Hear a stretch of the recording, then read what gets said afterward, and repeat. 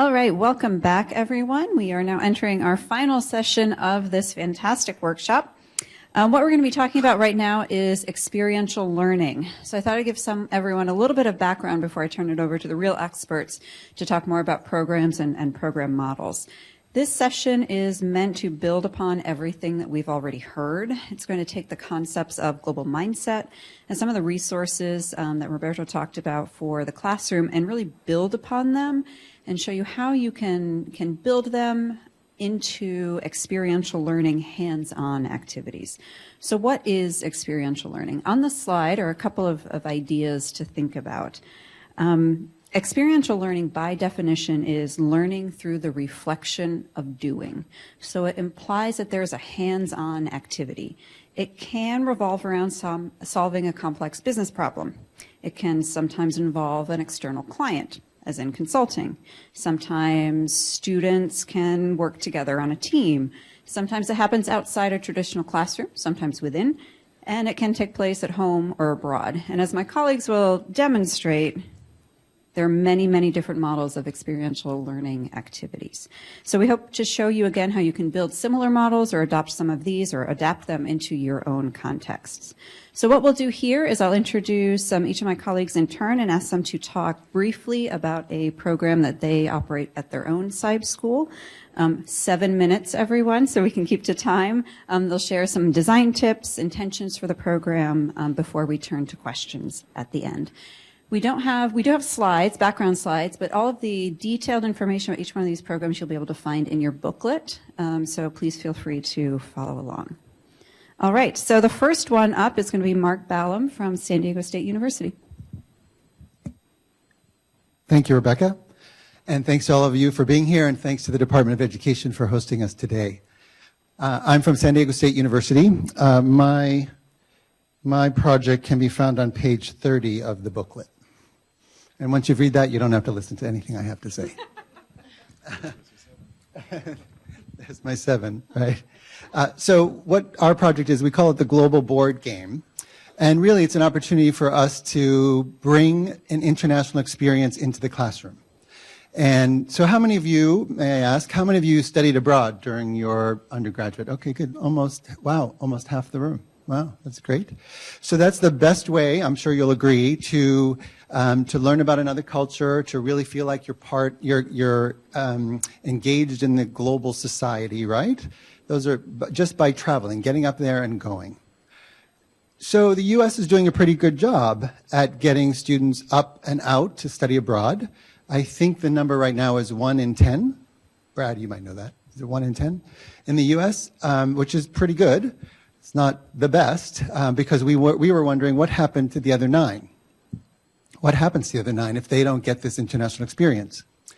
Also at my university, at San Diego State University, we're a Hispanic serving institution, about 10% of our students participate in a study abroad program, which is pretty good. We want to keep it growing because 10% isn't enough. But so the project that we created was to help the students who were not going to go on a study abroad program. We wanted to bring global into the classroom, and the way we did this, we call it the Global Board Game. And really what we do is we put our students on a team, and they are the ones that team creates a global board game from scratch, and they design a way to sell it in another country. The way we do that is we have a partner school in another country, a partner professor in the other country, with a team of students or teams of students as well. They're going to do the same thing. They're going to create a global board game that they're going to sell in the U.S. So if you think about the global smart that Roberto just spoke about, where this online program can help you understand a different culture, we're going to use the students from the other culture, from the other partner school, to help our students understand more about their culture, their language, their history, in the context of designing this global board game. The way to set it up is in your booklet. There's some timelines for the professor. There's timelines for the students. It's usually used for undergraduate students. It's usually used in courses that relate to management, strategic management, and also entrepreneurship. The way we started it out was with one school in New Zealand. Then we expanded to include another school in Australia, another school, then we went to Spain, another school in Spain, the UK, and also a school in Turkey as well. And so the hardest part is getting the partner, the way that we found the partner was typically through our academic conferences. When we're there, we try to find somebody who's interested in doing the same thing. And then if we provide them with an outline of the project ahead of time, it makes it look pretty easy for them to handle. The other issue that we found is that you have to have a good platform for communication and collaboration. So, and I can provide a list of those too. How's that on time? That's great. All right, we'll turn it over to Temple University. Kevin Fandl, please. Thank you, Rebecca. And thank you to the department for hosting us in the midst of International Education Week. It's a great opportunity for us to share some of these ideas. And I'd like to share with you something that we do at the Fox School of Business at Temple University, which is our Global Immersion Program. Some of you might have something similar called a short-term study abroad, where you're not spending an entire semester or full year abroad, but rather a short period, maybe 1 week, 2 weeks at most in our case. And this could involve a variety of students. It could be undergraduate students, it could be high school students. In our case, we also have faculty members that we take abroad. And the reason I wanted to talk about that with you from our perspective is because we do 22 of these programs per year. So we've developed quite a bit of, I think, expertise in how we do it. And we've fallen down quite a bit at times and learned from our mistakes and developed some really good strategies for creating and operating an effective immersion. So that's what I wanted to share with you today. So like I said, of our 22 immersions, the vast majority of those are both undergraduate and global MBA. We also run executive MBA, online MBA, and so forth. But these programs are very flexible and easily adjustable to different levels of expertise, different levels of student, so you can really adapt these to your particular program needs. The reason that we do them, kind of like Mark was suggesting, is that we believe students need some more exposure, even if they've never traveled before, even if they don't have a chance to spend a semester abroad. We want to give them that first or maybe second opportunity to see what it's like to do business in another country. And that's, I think, a big difference between a short-term study abroad and a full study abroad, is that we are very intense, and the short-term approach is very intense. That 1 week period means that you have to develop a concise program that exposes students to all the things that we've heard about from Roberto and from the panel before. That is the business environment, the cultural environment, the language, the sights, the sounds, the smells, all those things that you might get over a full semester. We have to combine those in or condense those into 1 week. So we do this because we believe some students can't spend that amount of time abroad to do a full semester or a full year abroad. Some students are a little bit intimidated by being away from home that long. So we really think that the 1 week approach, or maybe 2 weeks, is ideal. The skills that they adopt, that the students adopt on these immersions, include the cross-cultural communication that I think is so important in learning today. The ability to understand and empathize with other cultures, to respect different approaches to business, that is, different business strategies. I often tell our students are very local in Philadelphia, and I'll tell them, you might never want to work abroad or move abroad, which is the case for many of them. But the things that you see happening in firms abroad and in factories abroad will be unlike anything you see in the United States. And you can bring those skills to bear here.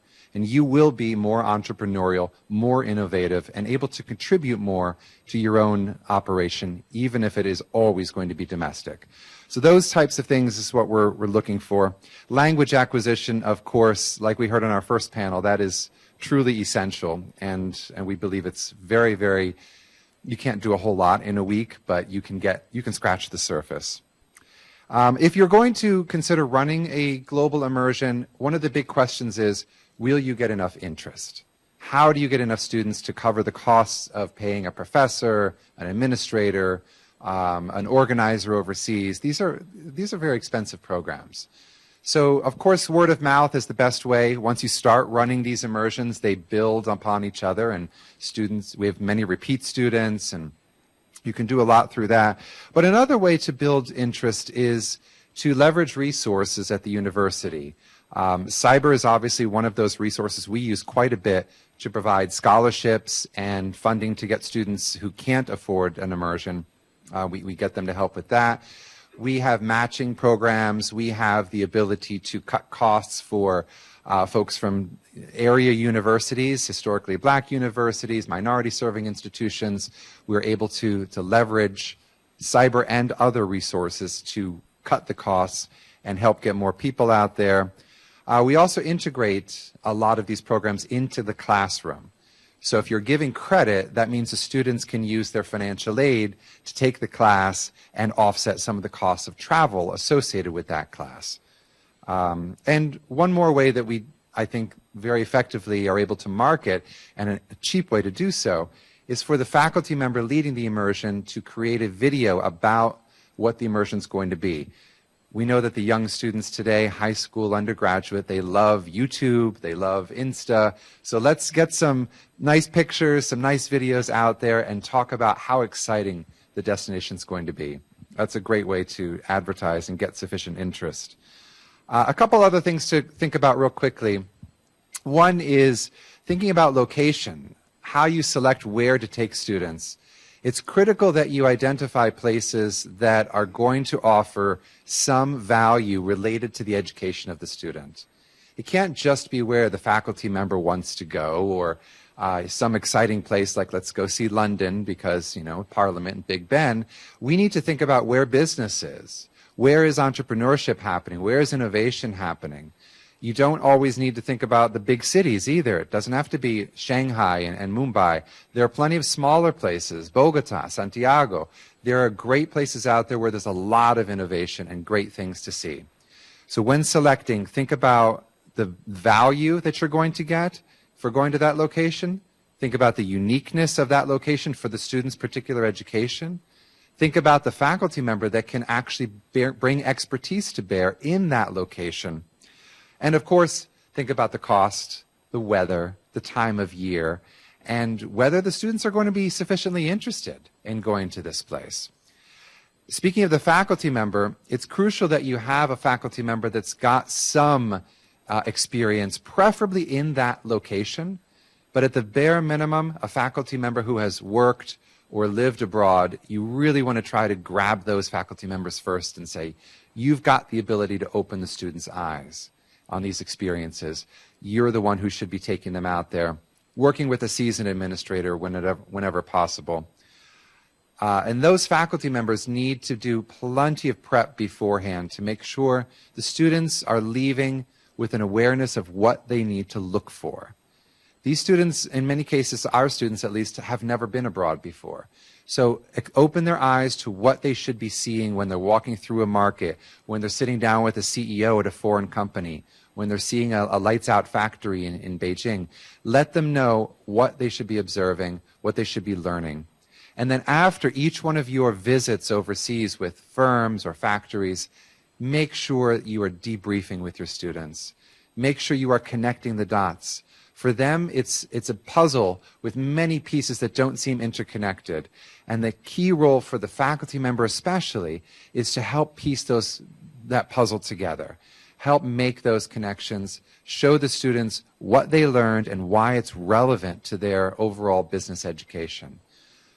I've got a lot more to say, but I'm pretty sure I'm bumping up against my 7 minutes. So I'll pass the mic to Rebecca. Thank you very much. Thank you, Kevin. And next up is my colleague Marina Augoustidis from the University of Maryland. Thank you, Rebecca. And thank you to the U.S. Department of Education for hosting us today, and happy International Education Week. So my name is Marina Augoustidis. I am an associate director with the Center for Global Business at the University of Maryland's Robert H. Smith School of Business. Today, I'm going to talk to you about our global business consulting program that we established in 2016 called the Maryland Global Consulting Program. This program is in partnership with the Maryland Department of Commerce, but specifically today I'll talk to you a little bit about why you could develop a similar program like this at an institution like yours. I'll touch on what the program is, a high-level overview of the process, starting or looking at the semester-long course, its intended outcomes and student impact, and how you can develop the program at your institution with little resources and little expertise. So what is a global consulting program and how does it work? A little bit like Rebecca mentioned, it's an experiential learning course that teaches students the fundamentals of global business consulting while providing the students the opportunity to apply what they learn in the classroom to a real-world business challenge with a real client. So our global consulting program at Maryland sources projects from clients through our relationship at the Maryland Department of Commerce. Companies are Maryland-based, hence the name of the program, small to medium size, and they're seeking to expand globally or solve a particular international business challenge. Our projects typically have teams of MBAs or undergraduates, and projects will range from conducting a competitive landscape over a range of countries or conducting a pre-feasibility study for a company looking to enter a specific market or industry. I'm happy to provide other specific examples in the Q&A or after the session. So once a client is sourced through our relationship with the Maryland Department of Commerce, we at Maryland and the client sit down to scope out the project and agree on the specifics of the project. The project kicks off at the beginning of the semester and is embedded in a general consulting course. So students are learning general consulting skills, and they're able to actually put theory into practice by working with the client. They learn how to work with and manage a client, and they also understand team dynamics. They assume different positions within the team, a leadership position, communications position, maybe the budgetary position. They all assume various sets on the team. So throughout the course of the project, the team has regular check-ins with the client, starting off with a visit to the client itself to get a tour of the facility, understand their business a little bit better, and understand the product. Other milestones throughout the project will consist of a midpoint check-in to make sure that the team is on track, and if they need to divert back on track, that the client will be able to direct them to do so. And in addition to that, they'll wrap up the project with final recommendations and a final paper to the client. And these are actual real solutions for the client. So it's important that the students are delivering an actionable solution to the client.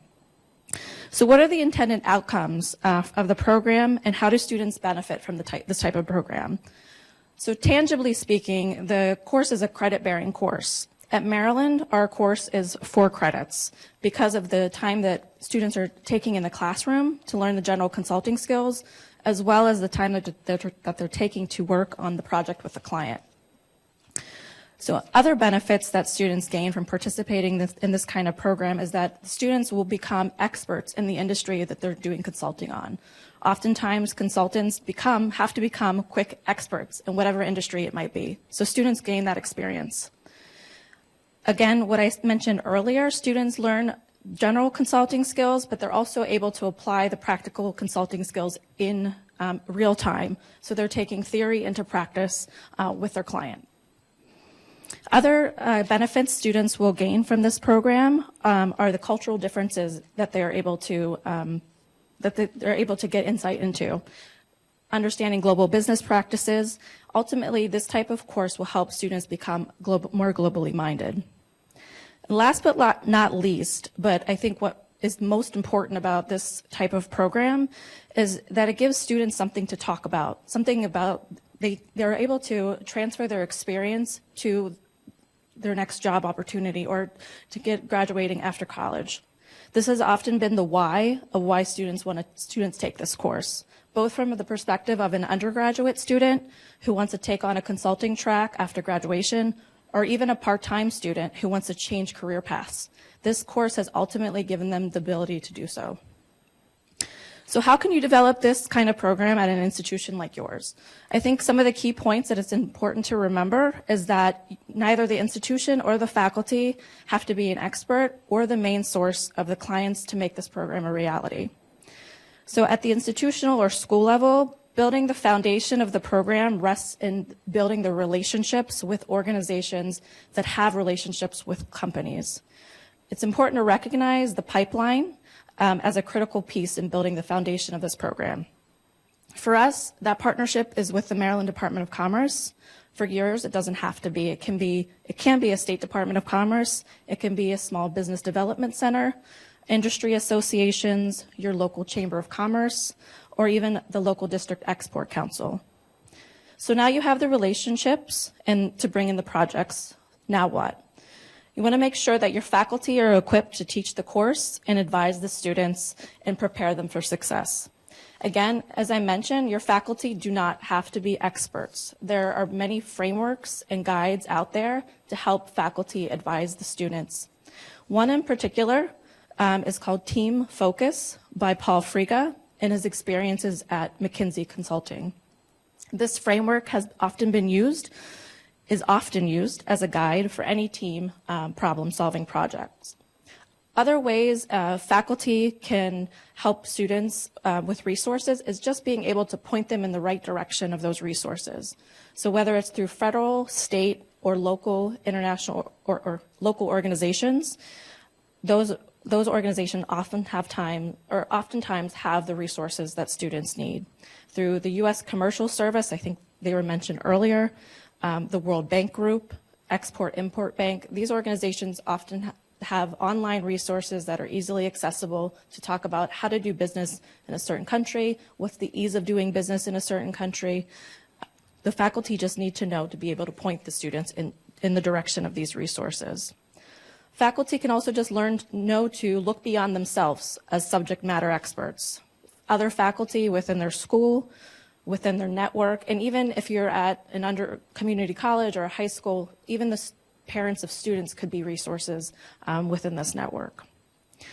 In a nutshell, the key takeaway is that a global consulting course at your institution does not mean your faculty or institution have to be experts or the sole provider of the projects.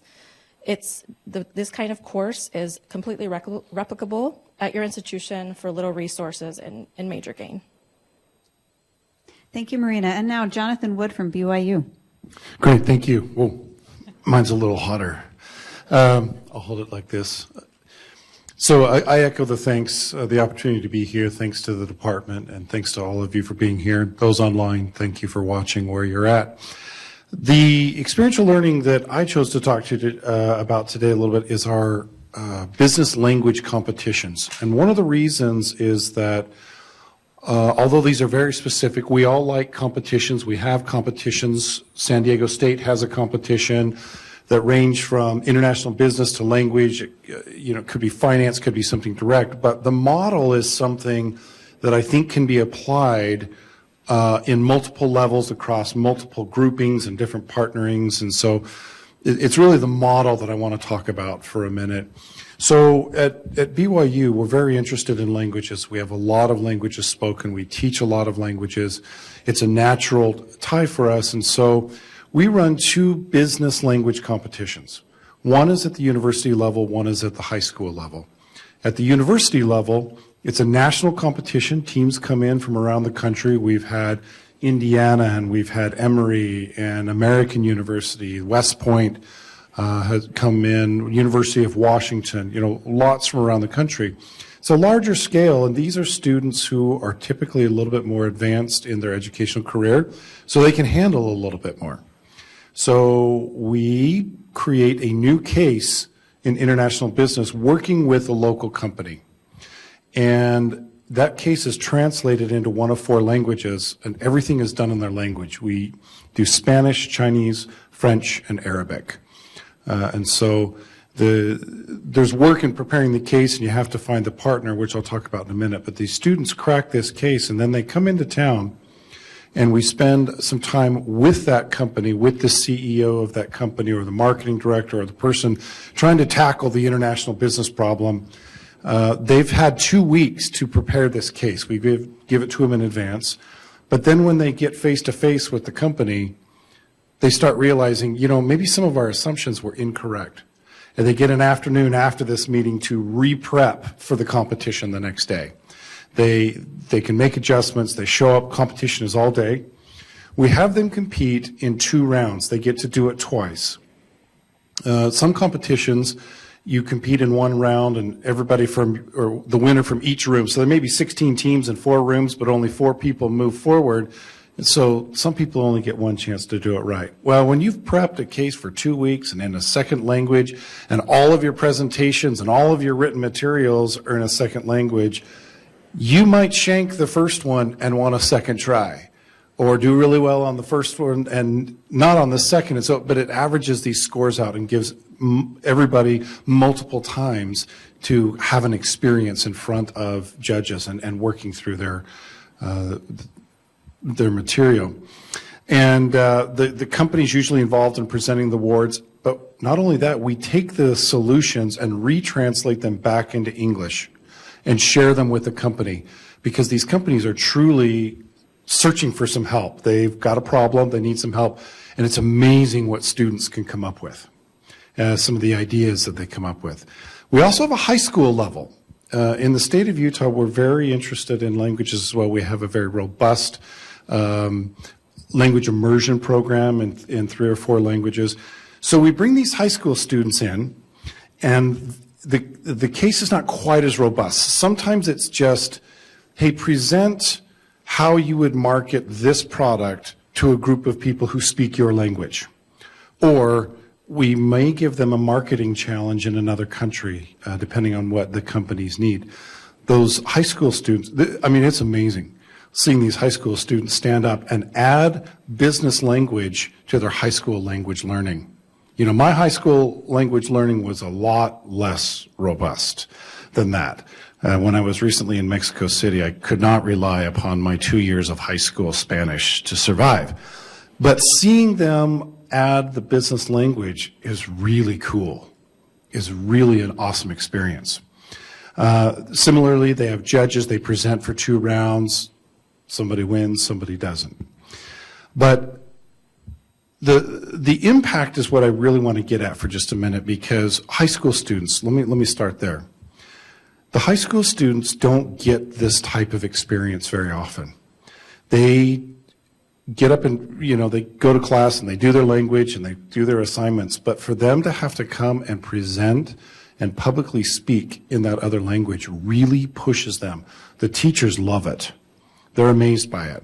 The students, they struggle, they're nervous, but they all walk away saying, wow, I feel better about this. One student, the other language or the other lesson that we'd like for them to learn is in the words of a student who said, you know, this was really cool. I had no idea I could actually use this for a job. Now I know it's not just a credit that I'm getting to graduate. Great. We just won. I mean, that's a win-win for all of us, right? What's also amazing, though, is what these high school students, when they're working as well with a local company, they come up with some really innovative and sometimes very simple answers. I'll give you an example. Working with a footwear company that was trying to market to a Spanish-speaking audience, the Spanish team stood up and said, well, the first recommendation we would give you is, by the way, this is all in Spanish, but I don't speak Spanish, so I'm not, you know, if you're going to work with a Spanish-speaking audience, you better put your website in Spanish. And the company said, why didn't we think of that? And you know what they did? They went and put their website in Spanish. I mean, these companies are learning from these students even at the high school level. Another impact, one of our French teachers has been so taken with this idea of using these cases to teach business language, which most, I mean, if you think of a language class, you have to have a specialized language class to teach you the business language. Most language tests are not in business language. And so he's now said, this is amazing, and we're working together on creating a book of using cases that have been translated into French to teach business French language, to make it available to people. You know, they find these experiential opportunities quite amazing. One of our judges is an entrepreneur, and she used to work for the consulate for Mexico, and she told me a story just last week as we were completing our college level one. She has stayed in contact as a judge with one of the students that made a connection with her 5 years ago in this competition. And now she's finishing graduating, and she's moving into a job that is based upon the fact that she competed in this competition. And they've stayed connected, and she's helped her make a pathway using this job. Now, these are not easy. They take a lot of work. Judges is probably the hardest part of it. Finding judges that are fluent in a language and can also judge the business aspect is not as easy as we hoped originally. It takes a lot of work. So I suggest having a good team that can help you find this in good networks. But this is a model that can be done. You could do it. UNLV has taken our idea, and we're helping them build a high school one in their area. They're a minority-serving institution, and so they're focusing theirs on, if I remember right, minority high school students, to give them an opportunity to have an experiential learning opportunity. You don't have to put a lot of money into it either. You've got to think about some prizes or some opportunities for the first, second, and third place winner. It doesn't have to be a lot of money. It could be other things, could be grades. But the last thing I'll say is, I love and I hate competitions. I love competitions for what it brings out in people and the opportunity they have to stand up, present themselves, take that feedback, whether it's critical or not, and move on and take that for whatever it is and become a better person or better at what they do. I hate competitions because I hate seeing the disappointment on the faces of those who don't place. That part I really dislike. And one of the things we've tried to do is build into the experience something that everyone can take away. The judges talk to them and tell them about what they can do better. We talk about how to use this competition or use the language in a resume, in a job interview, how to articulate it. The fact that they get to interact with the company, we'll share back with them if their idea is used by the company so that they can put that on a resume. But we're always looking for ways that everyone that participates sees the value and can walk away with something that they learned, even if they don't win. To win is great. We all love it. But we're also not a competition where everybody wins. You know, somebody wins, somebody loses. But they should all win by walking away with something good. But I'm happy to share more. There's lots of details. Our contact information is in the booklet, right? Happy to have more conversations individually and give you some ideas of what to put together and pitfalls to avoid. Great. Thank you very much. And last but certainly not least, and the closest of all of the CIBERs to the Department of Education from the George Washington University up the street, Anna Helm. Well, thank you very much. I'm also delighted to be here like everybody else. So thank you to the Department of Education and also to Rebecca Bellinger for being the thought leader behind this whole event. So I, as the faculty director and also professor of international business, wanted to bring us back into the actual classroom to think about how to use simulations and specifically how to integrate them into the online classroom. So if you now imagine these scenarios, you have the consulting abroad programs, you have these interesting perspectives of studying overseas. So we need to prepare students for that. So in my international marketing class, both on the undergraduate level and graduate level, we use a simulation called Country Manager. And the idea is to team up students so that they can be prepared to work with real clients out there in the international business world. The simulation itself is actually quite complicated. It entails reading a manual of 100+ pages, so like I always call it a mega case for those of you who are familiar with international business and business case teaching. It is a complicated interface where students make a lot of choices in terms of building their market entry plan. And the whole goal of the simulation is to enter a new region, not just specific markets, but actually looking at the dynamism between different countries in a region. So building out the market, really expanding deeply into either Asia or Latin America. Students do this working on teams, so that's another layer of complexity to the simulation. They start off looking at really the environment of the region, the specific countries also individually.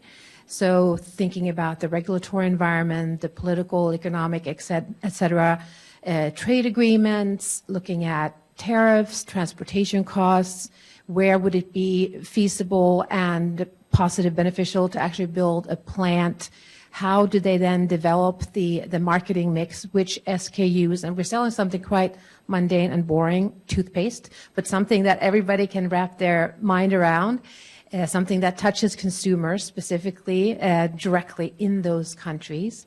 Thinking about how they price their product. Do they want to reach the masses? Are they more of a multinational corporation going in with a premium type product? Do they look for niche opportunities in, let's say, kids' toothpaste that is maybe not available across the globe?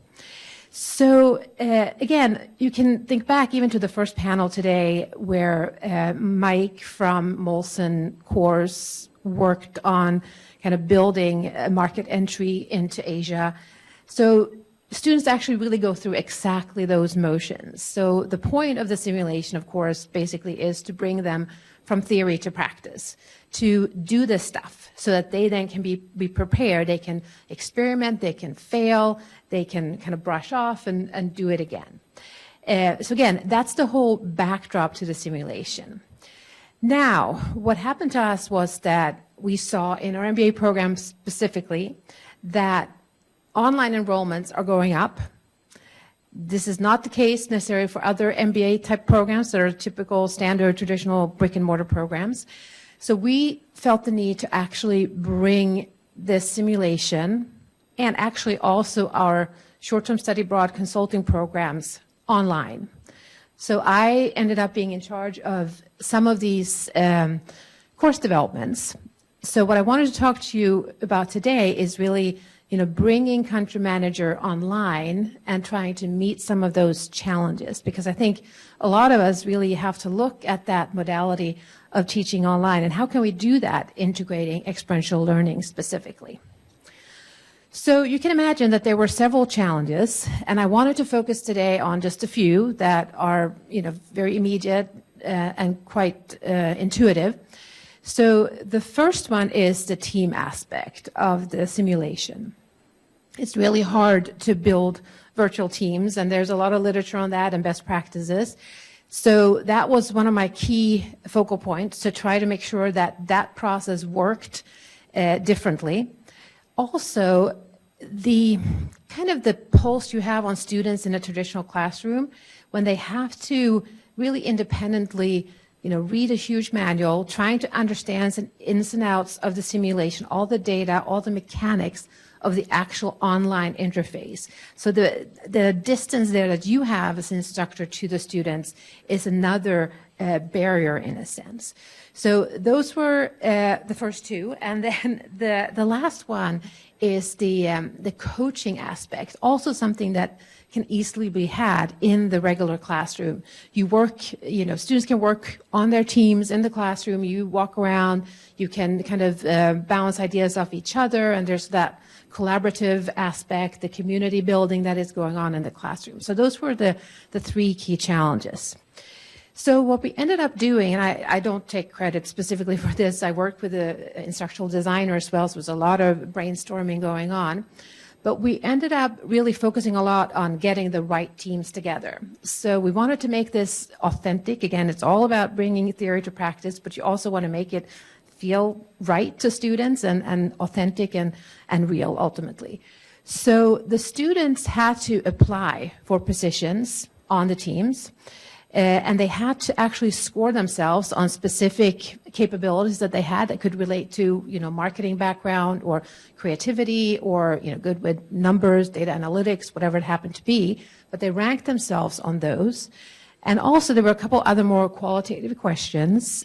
One actually was, because again, this is, taking a company international. So they had to pitch, basically, providing an elevator pitch, imagining that they met Jeff Bezos on the elevator and he was looking for a country manager and they had to pitch why they would be the right person. So this was then information that was shared. It was shared anonymized. So all of the other students looked at the data without really knowing the names of the people. So again, it becomes authentic in a sense because you're not just looking at, working with your best friend, but again, looking at capabilities that can be combined and could be complementary in a team situation. So working through that process, we were able to build what we call the dream teams, and they were technically really selected by the students, but in a way that removed them from, again, just figuring out who the other people were and the people that the friends that they had that they wanted to work with. So we started the process like that, again, to get the students bought in. And then going on from there, we kept building community. We made sure that there were, team charters, contracts between the members, and built in other activities to actually make the teams work well as a community. So that was the first kind of base point. Second one was, what do we do about the learning? How do we get them to get through all of the manual and all the information that they need to be able to be successful? So what we did was, and this was also, again, a little bit of a team activity, but we had them do a couple of scavenger hunts. So they had to actually go into the simulation and look for specific information. They did a first round as a team, kind of looking up information, finding, and then drawing conclusions also from that information. Then they each individually had to take a quiz that they just had to pass. It doesn't go for a grade or anything. Then they came back together and did more kind of analytical questions in another scavenger hunt. So again, ensuring that even though I wasn't in the classroom really being able to probe who had really read the manual and who mastered the content, I still knew that they had gone through this process. Works most of the time, maybe not for every single individual in the classroom. So then in terms of the coaching and really what I saw as the just-in-time perspective to the simulation, what we did was to develop videos. So having done this over probably 8 to 10 years, teaching the simulation, I knew what some of the snags were, like when they would encounter certain problems. So what we did was to develop just-in-time, very brief videos where I could directly kind of address those issues that I foresaw at a certain point. So again, they felt, in a sense, my presence, my engagement in a way. Again, it's artificially built to some extent, but again, I think that they felt, again, that they were part of this community and we were in this together, and I was trying to coach and help and mentor them through this very complicated process. So just to round out, this is something I think is really critical and a small step to take before some of these bigger steps of taking students overseas, doing real consulting projects. These simulations do come at a certain cost. So this particular one, there are others out there as well, is $40 per student. There might be resources to use. Some of the CIBERs provide, there's a consortium providing assistance, and I know that recently they gave funding to particularly, a professor wanting to buy licenses for his students. So I think that's one opportunity to get funding for this. Also, I would say there's some training to be had. The company, in this particular case with Country Manager, is really very helpful.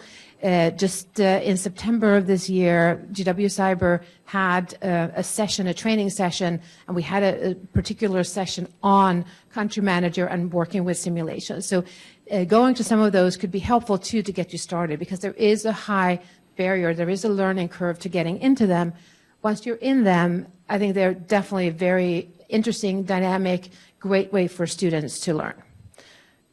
And I'll be happy to answer questions. I have been told that my description is on page 38 if you want to look it up, and be happy to take emails and questions later. Excellent. Thank you, everyone. So here before you, you have experts in experiential learning, different program models, different design tips. What questions do you have for them? We have a microphone over here. It's kind of in the corner, but if you would like to make your way over to the microphone and kind of line up behind it, if we can get through as many questions as possible. So I do have a question for Mark, if I can. So Mark, my question for you is if you could give us a little bit more information about how the two the two student teams interact. So you have students at SDSU and students at another institution. What is the specific role that each team plays? Thank you for the question, and also thank you for organizing this whole program. The role of the team, we match a team at SDSU with a team, say, at our partner in New Zealand. And that team, and both teams are coming up with a prototype of a board game. And then, but before they get there, they do all of the ideation, design thinking process. And they also do country research, market research for the country that they're going to go into, and all the things that would come into play while designing a product to sell in another country. And then they send their prototype to the team in New Zealand, and that team over there gives their feedback. They critique it, they explain why it would or would not work, what is understandable, what they don't understand about it, and then they send that feedback back to our team at SDSU. We do the same for their team, or the team at SDSU does the same for their team as well. Great, thank you. And I do believe someone has the mic, so please, and introduce yourself. My name is Brad Farnsworth. I'm of the American Council on Education. Thanks, everyone, for a great panel. My question is about assessment. And you are all describing simulations, real-world experiences that by their very nature are difficult to contain. You're out of the classroom. You've got lots of variables beyond your control. How do you grapple with this issue of assessment? And I think there's actually a second part to the question, if it's okay, and that is how do you the one thing that really strikes me now that I used to be in a business school, I'm not anymore, is how few of these innovations get out of business schools and get into other parts of the institution. And I suspect one of the impediments is that there's not a lot of data on what works. And so if you want to just address the first part of the question, that's fine, but if you want to address the second part as well, I'd welcome that as well. Sure. So you asked some interesting questions, and they're not easy answers in some cases. I'm just going to speak from the language competition side of things for just a minute, because one of the things, I'm going to take the second one first. The majority of our students that compete are not business students. Some of them are. Some of them kind of are, they speak the language enough to do it, and they're business students, but a lot of them come in from the humanities department or from the high school, and they have no business experience. In fact, that's one of the things that we've learned about just a little bit. But the way that we do assessment, of course we do surveys to learn, but we really rely on the language teachers to give us feedback what happens before, during, and after the process, and to help us figure out how to make it better. So for example, one of the things that we learned one year is talking with a great language teacher, and she said, you know, that high school, Skyline High School, they always win because they have a business teacher and a language teacher. And it hit us at that point, you know, that's right. They have two teachers to prep them. And we would never have caught that. And so we have to rely on the feedback of these teachers who are invested in helping their students grow. So we went back out and created online videos and offered that our students that are in the business school would travel to their high school to give them crash courses in Business 101. So then it becomes a win-win because our students are learning and like to interact, and our college looks good. But the assessment is really difficult with some of these things, but we look to partners to help us to assess this and make adjustments. Great question, Brad. So on page 30 is the description of our project, the Global Board Game. We talk about how the students are assessed. They're assessed by submitting a written lean foreign market entry action plan. They also are graded or get assessed on feedback from their peers, how well they communicated with the team in the other country, and the quality of the performance they do an oral presentation as well, the team does. So that's how we assess the students on the work that they do. We also use one of those cross-cultural competency exams as well. In our case, I believe we use IC-EDGE, which was created by the GW-CIBER many years ago. So it's IC-EDGE. And we evaluate the students' cultural competency at the beginning and then also use it at the end of the program. Does that answer your question? Yeah, and I had some input also on the second question. We do similar things with the pre and post test for our global MBA program. All of those go overseas on consulting projects. But I was going to say too, I think is interesting in terms of transferring some of the business educational tools into other disciplines. And at the GW-CIBER, we have done quite a bit of work on, really combining business and language. So, for example, we have a whole case clearinghouse with cases that are in the target languages that we teach. For example, Arabic, French, German, Chinese, Russian, etc. And those are done by the business language professors, but often also in conjunction with the business faculty. One other experimentation that we've done in 2016 last time was to actually bring together students from business and from a business language, German in this case, on a short-term study abroad trip where they worked on interdisciplinary teams. So that we, again, really try to integrate the language with the business perspective as well and try to work together on cross-cultural teams, both on the faculty side and on the student side.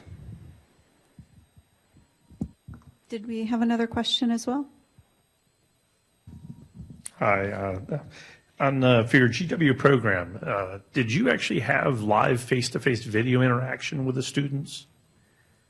Yes, so there's recorded video, so a lot of asynchronous elements, but also once a week I do have a webinar that is happening in Blackboard and Collaborate. So there is a video captioning of that. So there's PowerPoint discussions and things like that. So definitely, what's interesting about that class is that it builds into the short-term study abroad, where we actually work online for probably 6-7 weeks, and then we travel overseas and then come back again in the online environment. So that was really, we were really trying to push those boundaries. It's quite tricky and unusual, I think, to bring together, the online with the consulting projects and study abroad at the same time basically in one course. But there's definitely video elements and other interactions. So we use, for example, a tool called Slack for communication.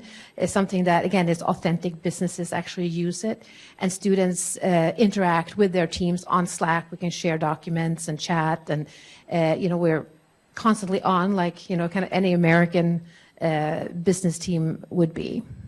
Are they actually seeing video of each other live, like a conversation like this, where you can actually see the other people? That's right. That can be set up. So when they work on their teams, some teams use Blackboard, others might go to WebEx or Google Hangouts. So they can really use whatever technology that they want. So yes, that's definitely possible.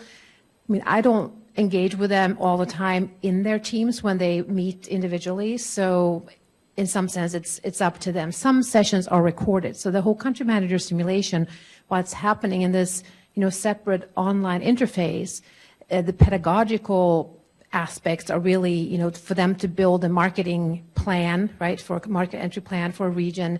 They do board meetings with me, so those are actually done also online. They come together team by team, and they have to basically pitch their strategy to me, and I usually bring in a board, some corporate people to help critique them, and then they do a more of a reflection, a final report to think about, well, where did they go right, where did they go wrong, what could they improved, etc. But there are elements of all kinds of modes and modalities of working online, and each one, there's a reason why we use it for each specific component, I would say, of the course. Do we have any other questions from the audience? Okay, Mark. Marina, I wanted to ask about the consulting projects that you have. Do you have evidence that some of those companies have turned around and hired your students or talked about hiring your students? Yes, we have, and also in reference to the question about evaluation and assessment, we do evaluations with a client basically immediately after consulting courses or consulting project is over, up to 6 months, and then even up to a year afterwards to see what's the process, what's happened with the company, how they move forward with the recommendations of the team. We have always had positive responses from their interactions or their experience with participating in the consulting project, and they've come back to us. Actually, we did a project with a renewable energy and construction services company who was doing a pre-feasibility study in Ghana. They came back to us a year later to recruit from our MBA program. So we have had that experience, yes. Great question. If there are no other questions, and I won't allow the panel to ask itself questions anymore, we will move to close. So please join me in thanking very much everyone who has joined me on this panel today. And that wraps it up. I see we have lost a bunch of audience, but you guys have stayed through the end, so I'll give you some extra tidbits. In your booklet, I wanted to point out a couple of other things. There is contact information for all of the Title VI CIBE schools. So you'll find the websites as well as one of the email addresses that will get you to one of the people who can help answer some of your questions. In addition to that, so we saw, 5 or 6 of the CIBE schools here today. There are many more of us, and there are some additional resources that people who weren't able to attend provided, and you will find different kinds of programs, supplementary programs and things to think about in each of the sections, as well as in a section at the end, which includes things that you can participate in now. So there is information about our faculty development and international business programs. There are pedagogy workshops at GSU or Georgia State, and I think that the Indiana Big program is listed in there as well, kind of as advertisements of other things that you can do with us. And you will see on the website here, on the panel slide here, is that if you want even more information about the Title VI CIBE program and all of the schools, the things that we're doing, you can always go directly to what we call CyberWeb, and the address is listed there. And with that, thank you to all of you. Don't be strangers. Reach out and help you reach your internationalization goals.